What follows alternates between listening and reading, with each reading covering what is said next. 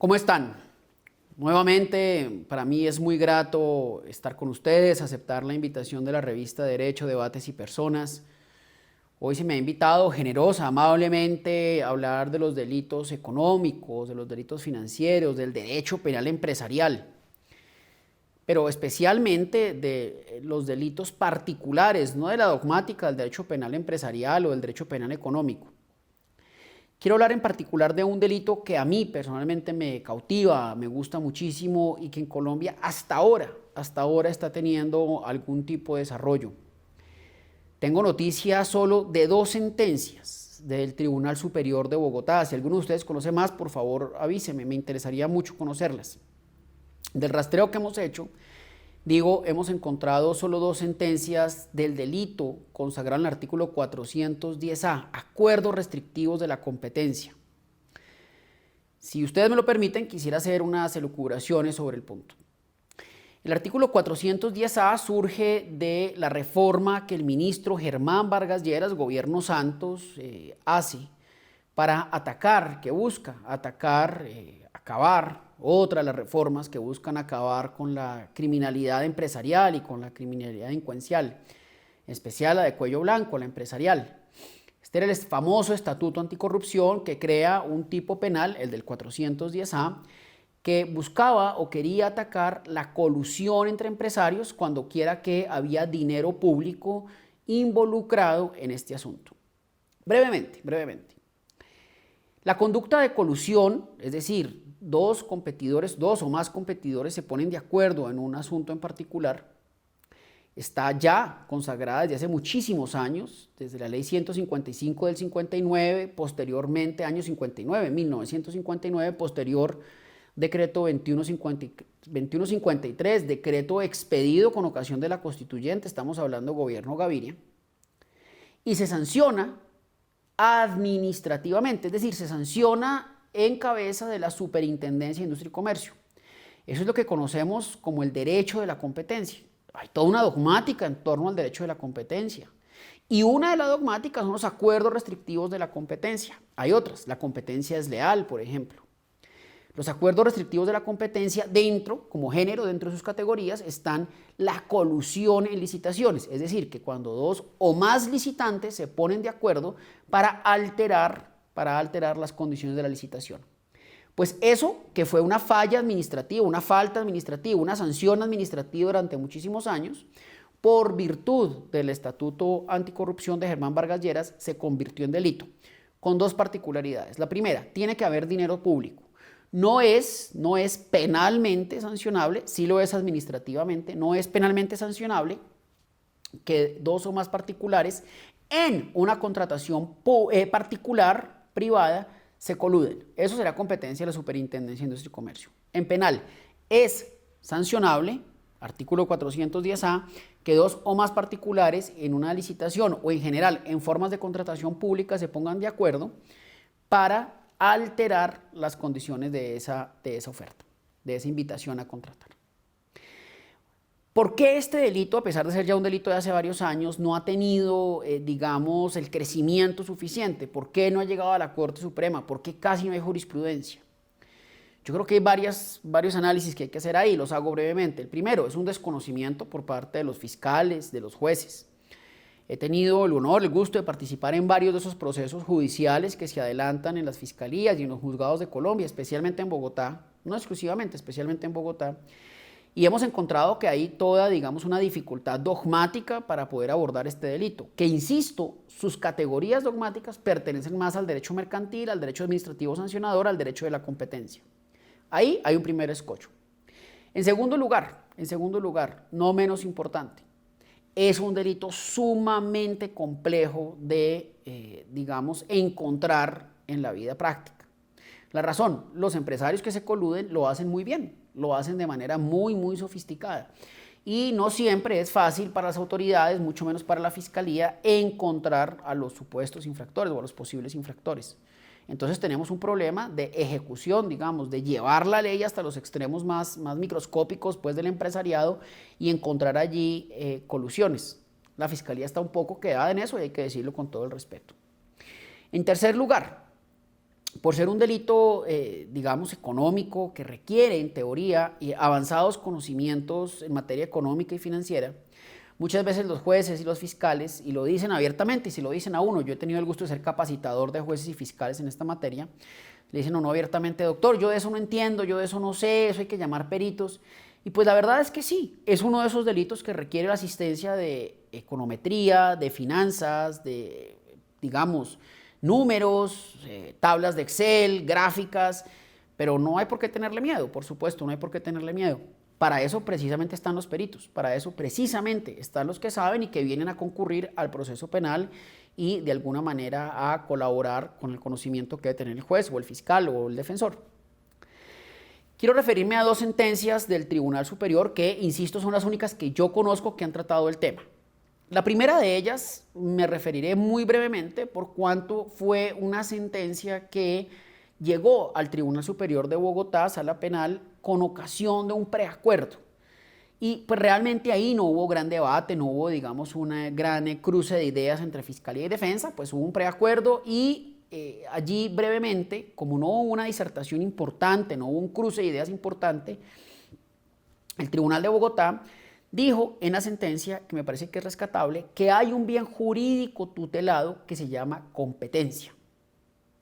Pero ojo aquí, habitualmente los penalistas sabíamos o habían crecido con la idea de que los bienes jurídicos tutelados eran los del Código Penal.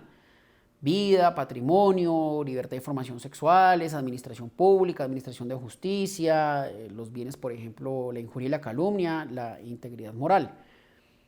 Pero en esta ocasión, insisto, en un proceso penal en el cual se preacordó, el Tribunal Superior de Bogotá dijo, hay que reconocer que el delito del 410A también viene a proteger un bien jurídico que se llama competencia. A mí me pareció disruptiva esa sentencia, porque por vía jurisprudencial estamos conociendo un nuevo bien jurídico protegido. ¿Cuál es el meollo del asunto? Quiero plantear este ejemplo para que ustedes me ayuden a dilucidarlo. Supóngase que dos competidores, hay 10 competidores, dos de ellos se ponen de acuerdo y se coluden en una licitación pública, es decir, hay dineros públicos de por medio, para, de alguna manera, se ponen de acuerdo y bajan el precio de la licitación. El Estado busca la mejor oferta, la entidad pública, y se la adjudica a uno de estos dos coludidos. Y el Estado, por virtud de esa colusión, se va a ahorrar plata. Primera pregunta, ¿hay un daño o no hay un daño patrimonial? La respuesta necesariamente tiene que ser no. El Estado no sufrió un daño patrimonial porque los colusores, los coludidos, precisamente se pusieron de acuerdo para bajar el precio de la licitación. Alguno dirá, ¿por qué un particular quiere bajar el precio de la licitación? Bueno, eso puede pasar. Eso fue lo que pasó, por ejemplo, con los Nule, aquí en la 26. Bajaron el precio simplemente para hacerse a la obra, para hacerse a la licitación y tener flujo de caja. O, por ejemplo, porque se ponen de acuerdo y en esta licitación van por abajo, pero en otra van por arriba. Y es una manera de falsear la competencia. Volviendo a mi ejemplo, dos competidores se ponen de acuerdo, licitan o ofertan por debajo, el Estado escoge la más económica, se la adjudica y alguien podrá decir, pero un momento, ¿cuál es el daño que sufrió el Estado? Si el Estado estaba dispuesto a pagar 100 pesos y ahora paga 80, lo que hay es un ahorro de 20. Esa postura tradicional, clásica, pues no es de recibo en el artículo 410A. Y no es de recibo por una razón particular, porque el Tribunal Superior de Bogotá, en esa sentencia que les digo, dice, aquí estamos en presencia de un nuevo bien jurídico, que es la competencia. Y cuando ustedes, competidores, dos o más competidores, se ponen de acuerdo para falsear la competencia, poco o nada importa el ahorro que el Estado pudo tener. Poco o nada importa, incluso si usted resultó beneficiario de la licitación. Lo que importa es que usted falseó las posibilidades de competencia porque jugó de manera oscura, jugó con dos cartas cuando en realidad debería jugar con una sola. Interesantísima. Hace 2 semanas se profirió el segundo de los fallos. El fallo en un caso muy sonado aquí en Colombia, la Superintendencia de Industria y Comercio sancionó por prácticas restrictivas de la competencia, pero expresamente la superintendencia dijo que en ese caso no había colusión.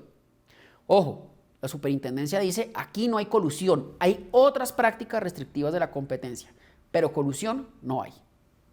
Sin embargo, la Fiscalía decide imputar cargos por el artículo 410A, que se llama Acuerdos Restrictivos de la Competencia.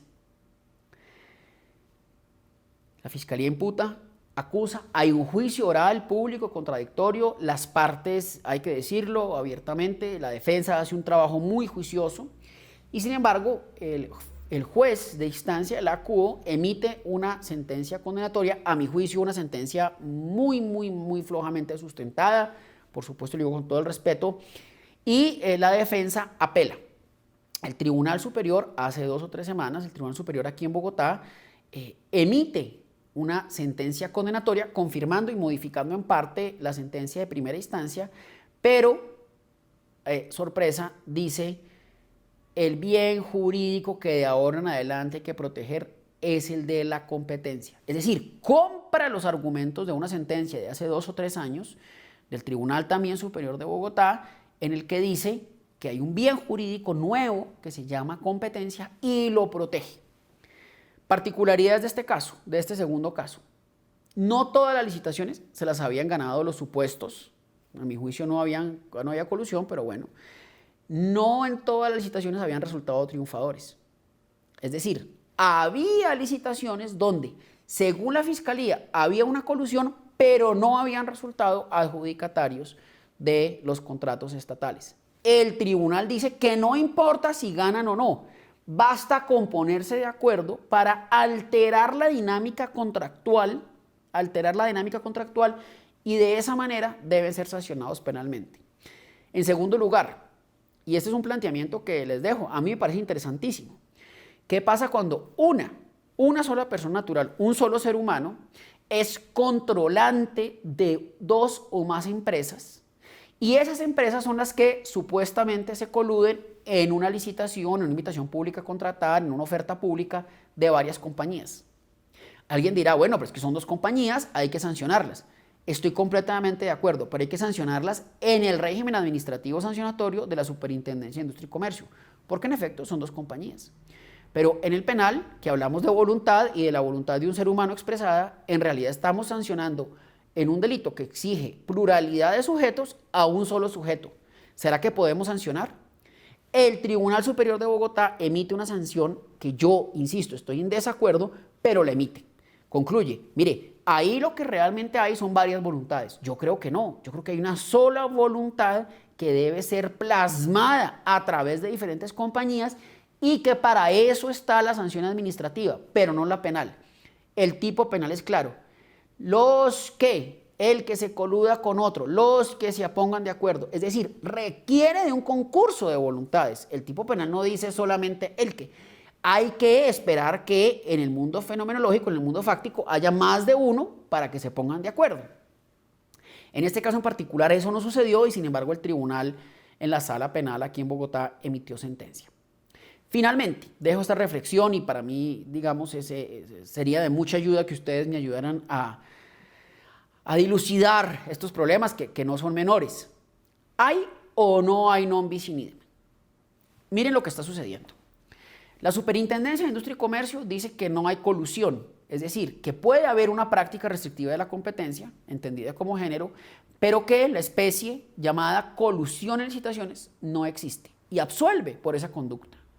Conducta administrativa, artículo 2153, decreto 2153 y ley 155, entre otras. Sin embargo, la Fiscalía decide imputar, acusar y llevar a juicio precisamente por una conducta que se llama colusión en licitaciones, acuerdos restrictivos de la competencia. Vale preguntarse si la autoridad específica que tiene cláusula excluyente de funciones en relación con las demás entidades dice que no hay colusión, ¿le es dable a la Fiscalía y a un juez de la República concluir que sí hay colusión? Yo creo que no, yo creo que no le es dable. Dicho de otra manera, yo creo que cuando la Superintendencia de Industria y Comercio archiva o decide no sancionar una conducta, de alguna manera hay una exclusión en relación con la Fiscalía y con la Judicatura Penal, para que se les impida conocer de eso, porque en últimas la autoridad competente, la autoridad experta, ya determinó que no había lugar a la colusión. Pero eso que a mí me resulta obvio, y que creo yo atiende el principio de non bis in idem, pues muy bien, se ha burlado en estos casos que les he planteado, especialmente en el último caso de la Sala Penal del Tribunal de Bogotá hace 2 o 3 semanas, y el tribunal ha desconocido esa cláusula de exclusión que, insisto, a mi juicio no puede ser invadida por la órbita penal, porque la autoridad competente para esta materia ya concluyó que no había lugar a esa conducta. Ahora bien, siguiendo con el non bis in idem, ¿qué pasa cuando el sujeto, el ciudadano, es sancionado en la Superintendencia de Industria y Comercio y a su vez es sancionado en la Fiscalía o pues digamos en la jurisdicción penal por acción de una imputación y acusación de la Fiscalía General de la Nación? Es bueno preguntarse, y esas preguntas hay que hacérselas. Así la Corte Constitucional haya dicho que no se viola el non bis in idem, pues hay que hacerse esas preguntas. Es violatorio del non bis in idem que una misma conducta que se llama igual en 2 jurisdicciones sea sancionada tan severamente en la una y en la otra. Esa pregunta hay que elevársela. Yo creo que estamos en mora de que escribamos más sobre el particular, ahondemos más en estos asuntos, miremos más de qué se trata el delito del 410A de acuerdos restrictivos de la competencia. Yo creo que los penalistas debemos adentrarnos un poco más en el mundo del derecho de la competencia, en el mundo del derecho penal económico, intentar aprender de otras disciplinas, en especial las finanzas y la econometría, para intentar hablar de mercados relevantes, de colusiones, que no son exclusivamente categorías jurídicas, son por el contrario categorías económicas que sin duda alguna tienen incidencia en materia jurídico penal y jurídico procesal penal. Pero, insisto, son materias de resorte mucho más de los números, de la economía, de las finanzas. A mí este delito, insisto, me parece apasionante. He escrito varios artículos que han sido publicados en algunas revistas en ámbito jurídico, he dictado conferencias sobre el particular. Me encantaría pues que ustedes las oyeran y me compartieran sus ideas sobre el punto. Yo personalmente creo que la Corte Suprema de Justicia debe mirar y revisar con mucho cuidado esta última sentencia que se emitió. Creo que es una sentencia, con todo el respeto por supuesto, pero creo que es una sentencia que amerita un análisis un poco más detallado. A mí esto de que los jueces estén creando bienes jurídicos tutelados a punta de jurisprudencia me genera ciertas dudas, me genera ciertas inquietudes, pero bueno, pues quizás así es el derecho vivo y el derecho viviente y el derecho que hay que aplicar todos los días. Yo creo que eso le corresponde al legislador. También creo, y hay que decirlo, que las circunstancias en las cuales se investiga una conducta en la Superintendencia de Industria y Comercio, por poner un ejemplo, en general en autoridades administrativas, debe tener una cláusula de exclusividad exclusiva y excluyente de la Fiscalía General de la Nación. Del mismo modo, por ejemplo, que podría suceder en el delito de usura. Si la Superintendencia Financiera me concluye a mí que aquí no hay usura, ¿quién es la Fiscalía General para concluir que sí hay? O en delitos ambientales, si la autoridad ambiental concluye que no sucede una contaminación ambiental, ¿quién es la Fiscalía General de la Nación para concluir que sí lo hay? Eso, por ejemplo, entre otras cosas, atentaría contra el principio de confianza legítima que tenemos los ciudadanos en relación con las autoridades e instituciones estatales. Ahí hay un punto que absolver. Me despido con lo siguiente. Finalizo así. La Superintendencia de Industria y Comercio y en general las autoridades administrativas tienen un estándar de recaudo de pruebas mucho más laxo que el que utilizamos en materia penal. Por ejemplo, las superintendencias hacen unas visitas administrativas en las que recaudan pruebas, se pueden llevar los celulares, se pueden llevar la información de los celulares, pueden entrevistar, interrogar a quienes atienden la visita administrativa sin presencia de abogado. Esas pruebas que aquí se recaudan, que aquí se levantan, son pruebas que perfectamente sirven para sustentar una sentencia, una resolución condenatoria en materia administrativa. De eso no cabe duda, el Consejo de Estado ha dicho que es perfectamente legal, legítimo y válido. Pero, ¿qué pasa con el deber de denuncia y el deber de compulsa de copias que tiene la superintendencia cuando quiera que encuentra conductas en este lado cometidas y que de alguna manera tiene una sanción penal? La pregunta es, Estos elementos materiales probatorios aquí recaudados pueden ser trasladados al proceso penal. Me dirán los penalistas, no, en penal no existe la prueba trasladada. Es que eso es natural, no estamos hablando de prueba trasladada. Estamos hablando, sí, los elementos de prueba recaudados para iniciar una investigación en este contexto administrativo pueden de alguna manera nutrir o no nutrir el procedimiento penal. Yo soy partidario que no se puede nutrir porque atienden estándares diferentes, de diferente categoría, de diferente tamaño, son estándares distintos de respeto por el debido proceso y por los derechos fundamentales. En administrativo hay un estándar un poco más relajado, un poco más amable con la administración, al fin y al cabo va mucho más rápido, pero en el estándar penal tenemos un estándar mucho más ajustado, en el derecho penal tenemos un estándar más cerrado de respeto a derechos fundamentales. De ahí que una visita de la fiscalía a la casa o al lugar de trabajo lo llamemos allanamiento y tenga un control judicial, por ejemplo. De ahí que no podamos entrevistar a los supuestos infractores sin presencia de un abogado, cosa que sí se puede hacer en este lado, en la superintendencia. Queda servido el debate, como siempre me será muy grato oír las opiniones que ustedes generosamente a través de la revista Derecho, Debates y Personas nos envían para estos asuntos.